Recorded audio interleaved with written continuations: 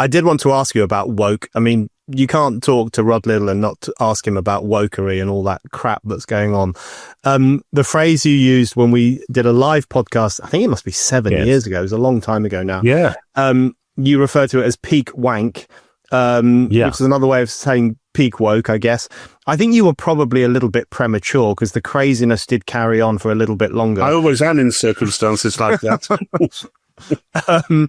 So let's just talk about the trans thing to begin with, because I think you're right. That seems to be going, and it's not going voluntarily, and it's not going by accident. It's going because people pushed back against it incredibly hard. Many of those people actually were old left-wing feminists and radical feminists, and then of course J.K. Rowling and others too. You know, it wasn't actually the conservative lobby, which kind of swept in towards the end of the crisis of trans and claimed responsibility for it, but it kind of came from somewhere else. It does seem that's on the way out. Reality. I think it came from reality.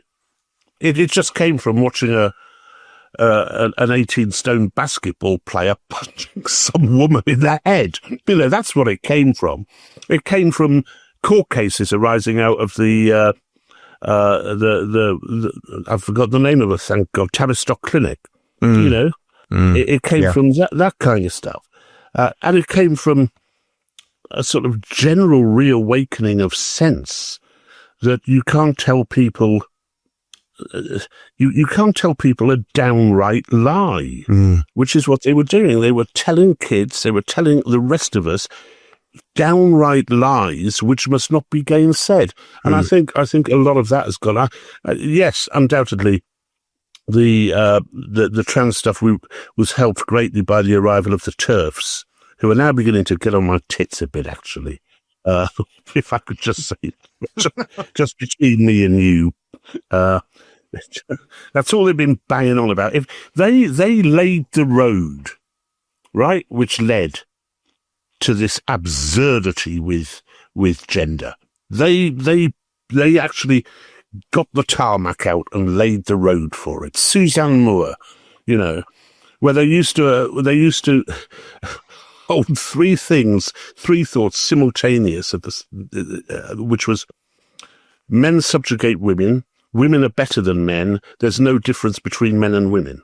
And they were able to argue those three things simultaneously without blushing, you know. And as soon as you've said there is no essential difference between men and women, you've got your first fucking trans toilet block, basically, you know? Yeah. So I think it's time for a bit of introspection on the part of these TERFs who haven't half been coining it in the right-wing press. Right-wing press takes on all these lefty women who have just spent the last 5 years going, trans! That's right. Right, well, it's gone. Now what are you going to write about? The rather interesting thing is that some of them, the more thoughtful, it's as if the scales have been removed from their eyes, and they're now saying, oh, yes, Israel does have a point, doesn't it? And all the things they'd argued against for years. Yes, men aren't treated terribly well at the moment, and so on and so on. Yeah. Anyway, that was a digression, a spiteful digression. No, I think that's really true. The scales falling from eyes, I've noticed that with quite a few people who... who would have been, relatively straightforward leftish feminists 5 years ago, and now they are saying those kinds of things. So the trans thing has been a bit of a gateway drug to a kind of common sense more broadly. But on the trans issue, I did want to ask you, I think you're right, it's on its way out, and I think it just crashed against reality. It crashed against people's common sense. But we do need a reckoning with it at some point, don't we? I mean, we do need to ask how we ended up with a ruling class that thought you could have a cock and be a lesbian. And if you look at the case of Imran Khalif, the Algerian boxer, it's now pretty clear that this is a bloke, or it's someone who's certainly got blokish chromosomes. Last year in the Paris Olympics, you had people like Leo Varadkar, the former Taoiseach of Ireland, saying "You go, girl" when Imran Khalif was punching a woman in the face. You had, this was basically a leader in the Western world cheering on a man beating up a woman for sport. So when we look back on an idiot, Varadkar was an idiot. Yeah, he was a total idiot. Yeah. But we need an analysis of how all that happened, don't we? To make sure it doesn't happen again. And I mean, it still is happening, don't forget. Oldie is currently donating money to a charity which supports trans people and all the lunacy of trans through its sale of pride-bedecked Kevin the Carrot puppets. I mean, it's still there. It's still there, and it'll take a lot of time to root out. But a few sackings wouldn't come amiss, would they? I'm sorry you got this all completely wrong. Fuck off. And that is the approach we should be taking, and it's the approach which I think reform is taking. We're not having DEI anymore. We're not having that. We're going to get rid of it, and we're going to get rid of most of the net zero rubbish as well. Is what they're saying, and I think that's going to be very popular with the electorate. And if they can lower council taxes as well, all well and good. I mean, you're right. We need a reckoning, or we just need to crow a bit more about how we were right and point out the people who weren't. I remember what you were saying 5 years ago, Starmer, and you, Rayner. Yeah, your ginger growler. We all remember that, and that needs to be repeated. And Penny Mordaunt, and the Conservative Party generally. Yes, you're right. We need to hold them to account. Yeah, absolutely. It was a species of hysteria that swept through the corridors of power, and that definitely we need to think about how that happened. As was BLM, of course. Yeah. Well, I was just going to come on to the question of race, actually, and whether you think that's in trouble too. You did mention earlier on that people are now much more upfront about saying, if you've got a cock, you're a man, and it's not a sin, it's not a crime against humanity to be white. I do think there are more people saying that in reaction against the lunacies of the past 5 or 10 years.